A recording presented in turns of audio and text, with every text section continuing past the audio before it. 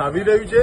તમારું સ્ટેન્ડ આ કુખ્યાત આરોપીઓને પ્રોત્સાહન આપી રહ્યું છે એવું સ્પષ્ટ દેખાઈ આવે છે।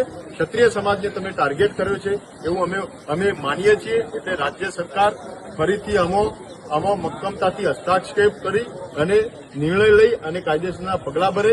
એ સિવાય સોશિયલ મીડિયામાં કેટલાક અસામાજિક તત્વો દ્વારા આખા સમાજની વાત નહીં કરી પણ કેટલાક અસામાજિક તત્વો જે ક્ષત્રિય સમાજના સન્માન અને સ્વાભિમાન ઉપર પ્રશ્નાર્થો થાય, ક્ષત્રિય સમાજની લાગણીઓ દુભાય એવી અશ્લીલ ભાષામાં કોમેન્ટો કરી રહ્યા છે।